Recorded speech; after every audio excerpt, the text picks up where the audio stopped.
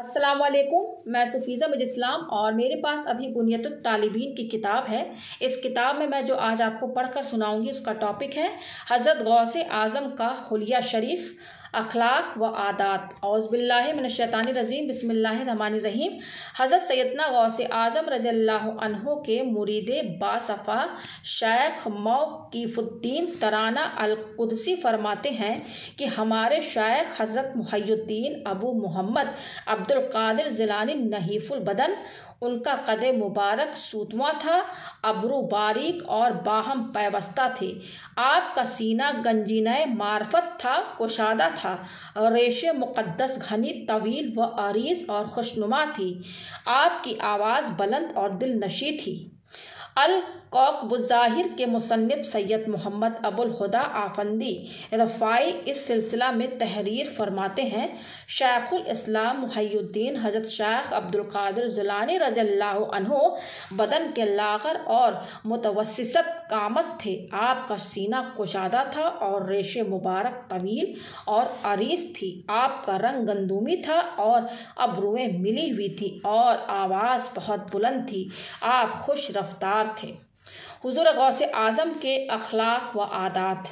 आप बहुत खलबत पसंद थे। अपने मदरसा से सिवाय जुमा के दिन के कभी बाहर तशरीफ़ नहीं लाते थे और उस दिन भी आप सिर्फ जामे मस्जिद और रेबात के कहीं और तशरीफ़ नहीं ले जाते। रास्त गोई आपका शेवा था। उम्र भर में आपने कभी झूठ नहीं बोला और आपकी इस सिद्दीकी मकाली पर आपके उन फवाने शबाब का वह वाक़या शाहिद है कि जब डाकुओं ने आपको घेर लिया और दरियाफ्त किया कि तुम्हारे पास कितना माल है, तो आपने साफ साफ कह दिया कि 40 दिनार। कुरान पाक की तरह आपने जद्दे अमजद अहमद मुस्तफ़ा सरवर अंबिया सल्लल्लाहु अलैहि वसल्लम की अहादीस के भी हाफिज थे, हम्बली मजहब थे और हनाबिला के शायख वक्त। आप निहायत सालेह और रकीकुल कल्ब, हमेशा ज़िक्र व फ़िक्र में महव रहते थे। शरीयत के सख्ती से पाबंदी फरमाते। खलवत गुज़ीनी, मुजाहिदा, मेहनत व मशक्क़त, मुखालफत नफ्स, कम खोरी और कम ख्वाबी आपका शेवा था। मदरसा के तदरीसी मनसब की तफवीज़ और अवामी जलसों के खिताब से पहले जंगलों और बयाबानों में रहकर इबादत करना आपका मामूल था। ज़ुहद व रियाज़त के सिलसिला में सख्त उमूर को अपने नफ्स के लिए इख्तियार फरमाते थे। आप बहुत ही सखी और साहिब अखलाक करीमाना थे। आपका कलाम बा आवाज़ बुलंद और बासुरअत हुआ करता था। नेक बात बताने और बुरी बातों से रोकने के सिवाय आप और किसी बात में नहीं बोलते थे। आपका दस्तरखान बहुत वसी था, लेकिन आप हमेशा बहुत कम ग़िज़ा इस्तेमाल फरमाते थे। इसी तरह लिबास भी मामूली होता था। आप हमेशा मेहमानों के साथ बैठकर खाना तनावुल फरमाते थे और उस वक़्त खाना पसंद फरमाते जब कुर्ब व ज़वार के नादारों और ज़रूरतमंदों की एहतियाज पूरी हो जाती। आप गुरबा और मसाकीन के साथ बैठना पसंद फरमाते थे।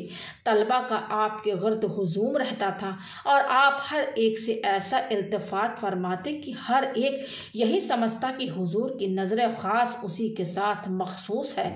आप न कभी उम्रा व सलातीन की ताज़ीम के लिए उठे और न कभी उनके दरवाजे पर तशरीफ़ ले गए, न कभी उनके गालीचों और कालीनों पर कदम रखा और न कभी किसी अमीर व वज़ीर या सुल्तान के साथ बैठ कर खाना खाया। अगर किसी शख्स की कार बरारी के लिए खलीफा वक्त को नामा तहरीर फरमाते तो सिर्फ इस कदर तहरीर फरमाते कि अब्दुल कादिर तुमको इस बात का हुक्म देता है, तुम पर उसका हुक्म नाफिज है और उस हुक्म की इताअत वाजिब है, रज़ियल्लाहु ताला अन्हु।